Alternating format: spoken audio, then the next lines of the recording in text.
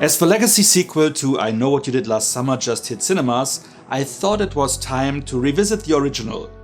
How does it hold up? Is it as good as I remember? Hi there, it's Micha. Join me for this review if you like to find out.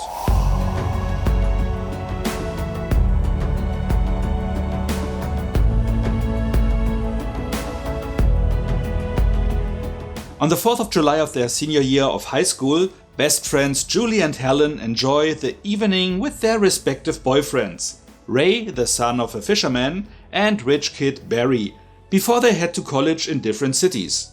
As Barry had too much to drink, Ray is driving his car when an alcohol spill distracts him just as someone steps in front of a vehicle and ends up dead. After a heated discussion if they should call the cops, the guys conclude that no one would believe that the sober but alcohol-soaked Ray was driving Barry's car, and even if they do, it would shatter Ray's future. I'm not like the rest of you. I don't have the family or the money to get me out of this. Please. So they decide to get rid of a body, to which the girls reluctantly agree. However, just before they want to dump him in the ocean, the man wakes up and grabs for Helen, resulting in Barry reflexively pushing the guy into the water, turning manslaughter into homicide. The group then makes a pact to never ever talk about this event, which required some forceful convincing on Barry's end. We take this to our grave! Let me hear it! Okay, Barry, we take this to the grave. 1 year later, the guilt they feel has broken the group apart. So when Julie returns home for the holidays, most of them haven't spoken a word with each other since that night. But as Julie receives an anonymous note reading, I know what you did last summer, the four of them need to work together to figure out who is behind it. Did the man they left for dead survive, or is a loved one taking revenge? They have to be quick about it because this was not an empty threat, as someone in a fisherman's liquor comes after them with a hook. The danger is ramping up as the 4th of July approaches, and that day, things become deadly. Just to remind you, I gave a spoiler warning at the beginning and I will discuss deaths and the killer's identity. Not sure if this is required for a movie that is almost 30 years old, but still, to be safe. Oh dear, almost 30 years, and I remember having watched that one in the theaters when it came out. Now I feel old, but that is totally a me problem. Moving on. It was nice to revisit this more recent slasher classic. I last watched it in 1997 when it arrived in the wake of Scream, the movie that back in 1996 ushered in a renaissance of the slasher movie genre. Besides the Scream franchise itself, the most successful theatrical acolytes were the I Know What You Did Last Summer and the Urban Legend movies, while a slew of direct-to-video releases also profited from the resurgence. The theatrical ones heavily leaned on the popularity of their lead actors, who they recruited from successful TV shows. While Freddie Prinze Jr. and Ryan Phillippe were still kinda unknown back then, both Jennifer Love Hewitt and Sarah Michelle Gellar already had some impressive work as child actors on their vita, but also starred in current shows. Love Hewitt in Party of Five, and SMG just started her 7-year run as Buffy the Vampire Slayer. To get to the point though, while the movie ranked quite high in my memory and I really liked it back in the day, a lot of it was likely about me being thrilled to see this kind of movie on the big screen again. Because the film, seen through today's lens, is far from perfect. It is still very entertaining, but there are some issues that I didn't catch up on in my youth. Or maybe me doing reviews and the wisdom of age raised my awareness and made me more critical. First, let's look at the identity and motivation of the killer. In the beginning, the group thinks that the victim was a young man whose body washed ashore soon after and who, also a year prior to his own death, crashed his car in which his girlfriend died. Plagued by guilt and blamed by everyone in town, there was even the theory that the guy may have jumped in front of their car to kill himself. That would likely mean that a loved one is behind the threatening note. But no, it actually turned out that the young man was killed by the father of his girlfriend, and the killer was then hit by their car, now seeking revenge for them leaving him for dead. No word though on how he survived and why his face, after being all messed up, doesn't even show a scar in the here and now. Also, the man could just have moved on, considering it to be karma that they hit him after he killed someone else. Happy to still get away kinda scot-free. But in a slasher movie, the killer is seldomly known for acting rational. So let's allow that. However, there is no explanation why he then starts his killing spree with murdering Max, a man who wasn't even involved, who just passed by the scene of the accident. I could argue that maybe the killer, in a semi-conscious state, noticed him and now blames him for not realizing what was happening and not interfering. My rational mind knows, though, that they just needed a kill early on so that the audience doesn't get bored, thinking once more that a crazed killer doesn't need much rationale. So again, yeah, let's allow that. Not that original, but passable. What is a bit surprising though is the fact that the screenplay was written by Kevin Williamson, who also wrote the script for Scream, where he identified most slasher cliches. Never, ever, ever under any circumstances say, "I'll be right back," because you won't be back. Turned them on their head and smartly played with them. I'm getting another beer. You want one? Yeah, sure. I'll be right back! While here he even leans into some of them in what feels like a lazy contradiction to his prior script. You have Helen rattling on a closed door while the killer approaches, with her sister opening it just in time to let her in. Then the killer, and yes, it is just one killer, so no excuses, does what they always do. He teleports to the other side of the building and gets in before her sister, who walked a straight line to the back door, can lock it. Always reminds me of the brilliant and underrated Behind the Mask, where they make fun of this stereotype. Of course, the local sheriff neither believes Helen nor does he do his due diligence, because if he would have just spent 2 more seconds to check out the place where we saw Barry being attacked, they would have found the still fresh blood. However, as movies like these do, he quickly after received his karmic comeuppance. Then there is maybe the oldest trope in the book, which is the surprise twist ending where the killer returns and kills the survivor. Not only does it make no sense, it is also dumb and annoying for even being overused in the 90s. It also devalues everything that happened before just for a cheap scare that is also totally unoriginal.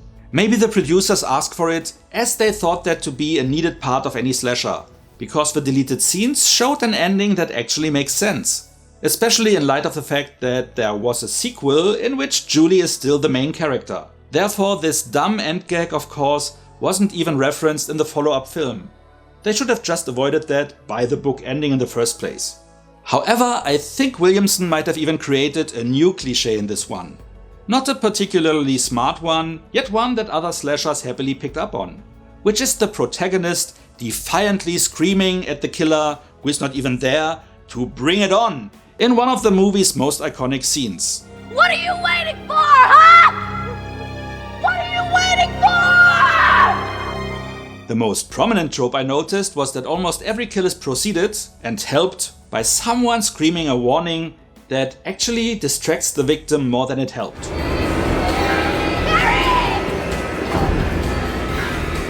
That's him! Behind you! Behind you! But granted, that might have just been a directorial decision and not a script issue. Still, in direct comparison to the movie Scream, the story of I Know What You Did Last Summer is clearly inferior.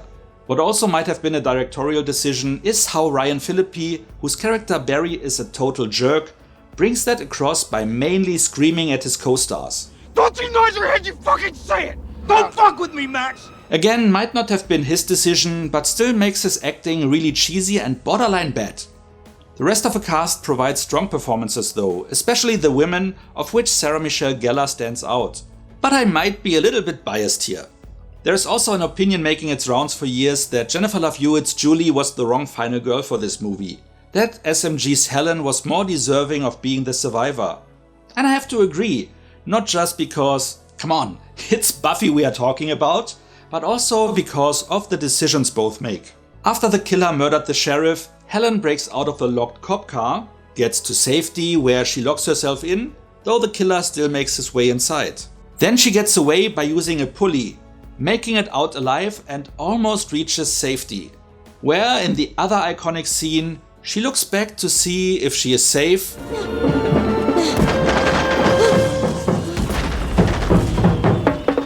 when she turns back again, the killer stands in front of her. I mean, she did everything right, and looking back, which is a natural thing to do, should not have had any consequence if the killer wouldn't have teleported himself again, because in all honesty, there was no way he could have gotten past and in front of her any other way. Something that is a detractor for me, along with the fact that SMG's character is then killed off. Meanwhile, Julie, after having visited the drowned boy's sister early in the movie, finds out that Ray did the same, but she now thinks that this means he is the killer. Oh my god, it's you! What are you talking about? You went to Missy's. You're the friend. You're the fisherman. So she runs away, directly onto the ship and into the arms of the real perpetrator. But instead of jumping overboard after he starts the engine, where she had literally just 30 feet or so to swim, she runs around on the boat. She then finds a flare gun as a weapon, but is too, let's say, clumsy to actually keep a hold of it.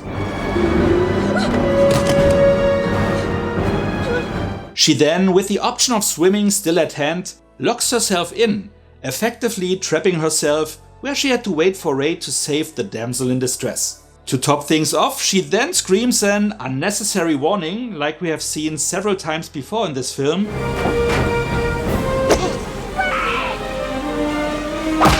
So Ray gets distracted and knocked off board. Poor Ray has then to climb back on board again for another try to rescue her. After that, she once more manages to run into the killer's arms to be rescued a third time by our hero.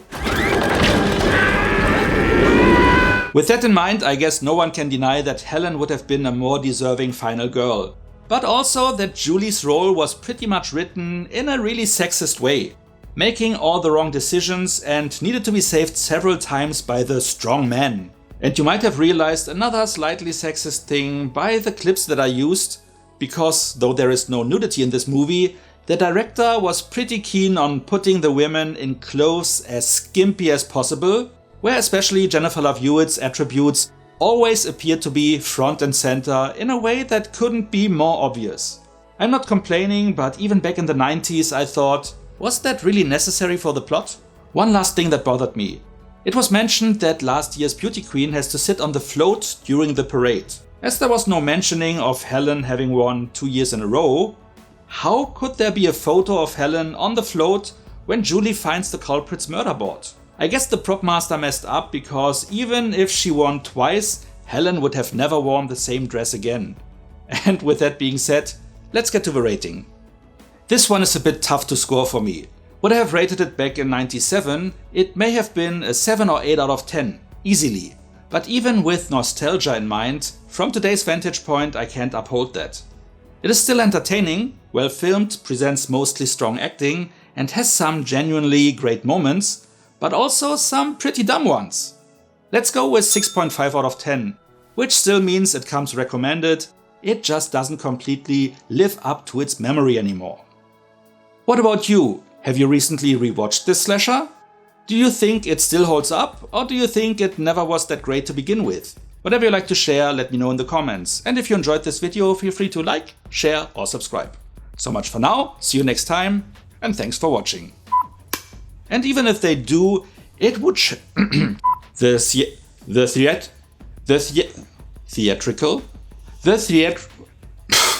Just to remind you, I gave you a spoiler warning at the end. It also devalues everything that happened before just for a cheap scare.